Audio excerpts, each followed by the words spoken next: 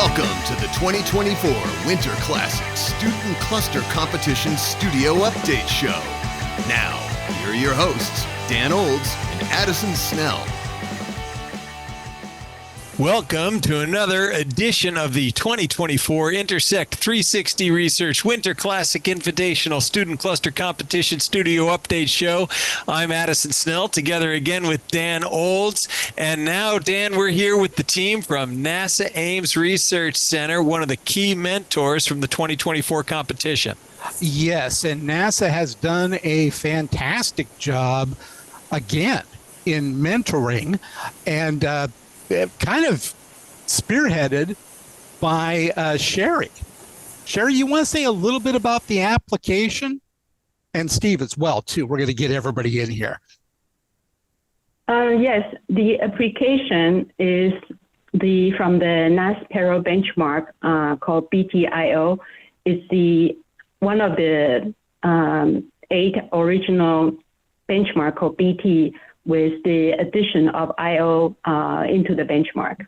And this benchmark is actually created by a group of NASA researchers from the long past, and is still being maintained by Henry Jin. Very nice. So, Henry, there you go.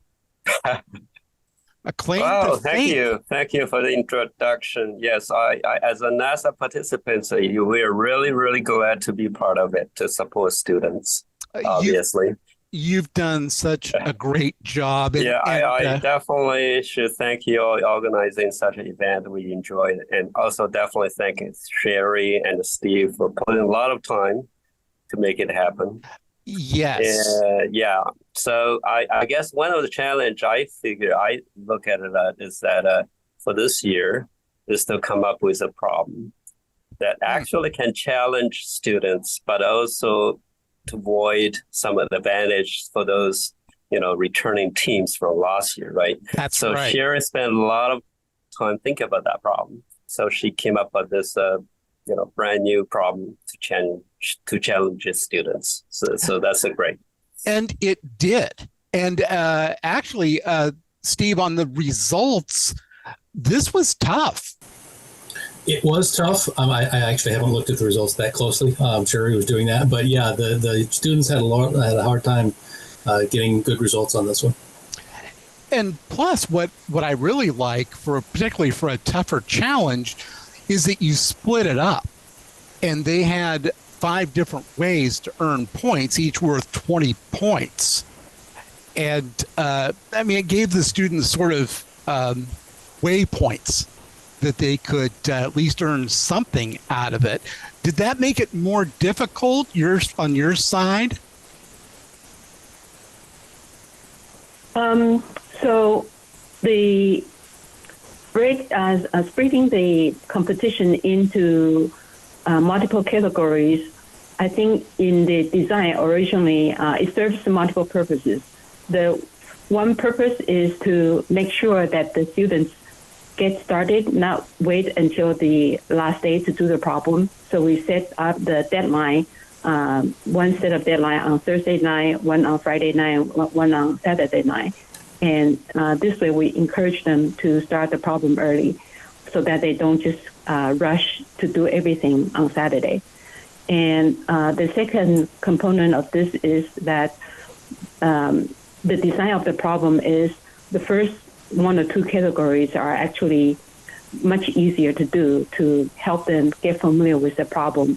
And if they can handle the first 2 categories, then they can use the techniques that they learn or the knowledge that they gain to tackle the remaining problems.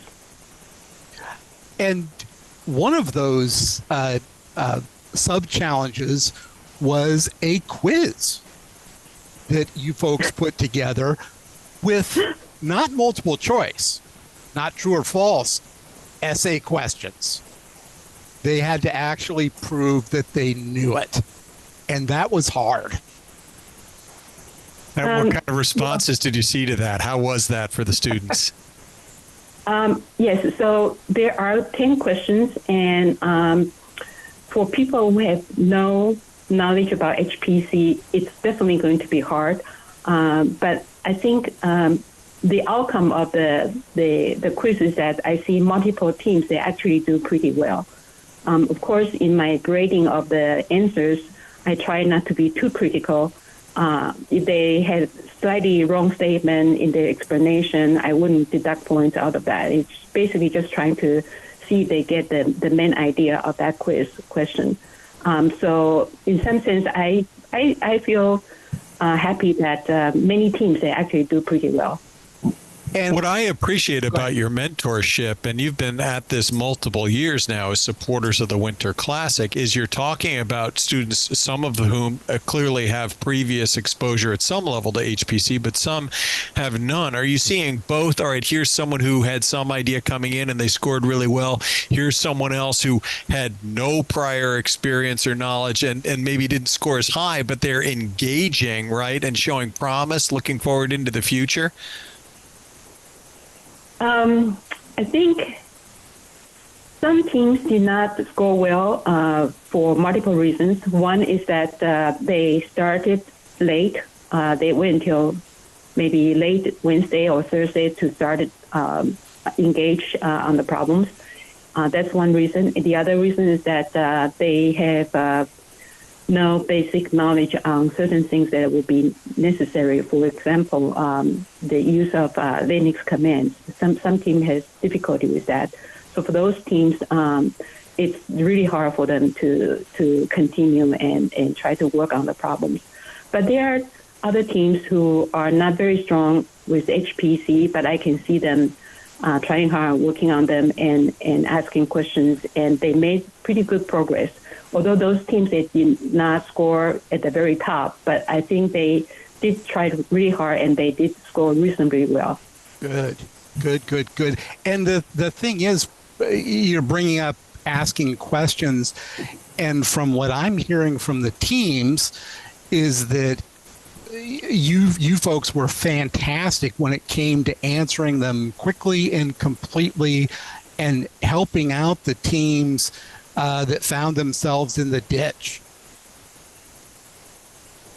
I think I want to add in the interaction with the students, when they ask certain questions, we try not to give them the answer, but rather to point out certain information that may lead them to go to the right direction and finding the answers themselves. And I rather not to provide answers right away. And I really hope that they do some thinking on their own so that they can actually learn. They have learned. That's what I've been getting from the students in feedback on your challenge. It was very much filled with learning for them. Even the teams that weren't able to submit, they pushed hard.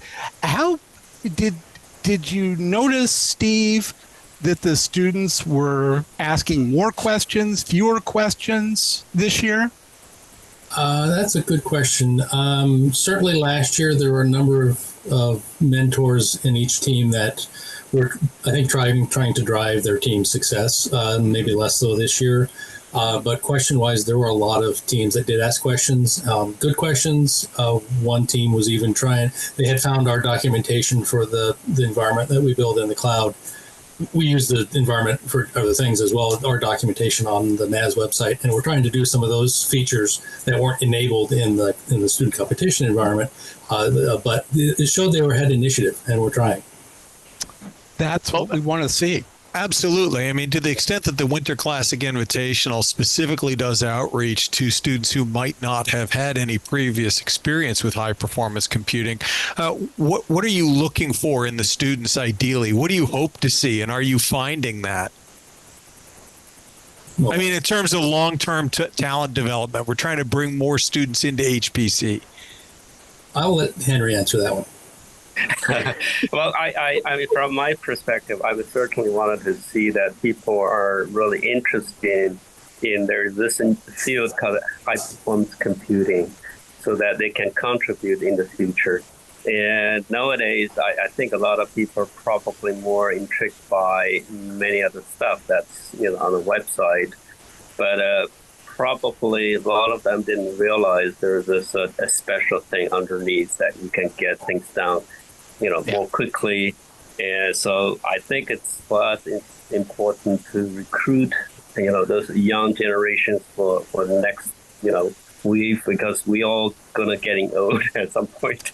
Yes. So we need a new blood, get into the in the chain. So I think this is great that we can bring up, especially if you, I don't know, I think Sherry did a fantastic job of formulating the problem, so that they can know that there are really things that you can gain a lot of from the exercise.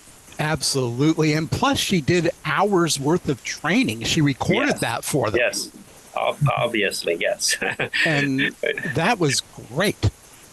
Yeah. That was really well done. Well, we're going to be sending you a resume book. And I know there'll be some students that would be interested in working with for NASA. I mean, who wouldn't? Oh yeah, certainly. We certainly will be happy to see students learn something from them. They get interest in high performance computing. They will come to us here and be an intern or something for the future. They get more on-site experience, so that we can recruit talent people from that way. Yeah, that's the name of the game, and they're hungry. Well, thank you again. Yeah, go ahead, Addison. Yeah, we've been speaking with Sherry Chang, Steve Heistan, and Henry Jin with NASA Ames Research Center, return mentors for the Winter Classic Invitational Student Cluster Competition. Sherry, Steve, Henry, thank you so much for your support and your interaction with the students, really making it a success again this year. We appreciate it. Thank you. Yes, it's been my pleasure. Thank you for watching this episode of the 2024 Winter Classic Invitational Studio Update Show. For all the latest news on the competition, check out our official media partner, HPC Wire. We're also on social media at the handles above. Give us a follow. We'd love it. And please visit our website at www.winterclassicinvitational.com. Thank you to all the student teams, mentor organizations, and sponsors for making this competition possible. Stay tuned for more.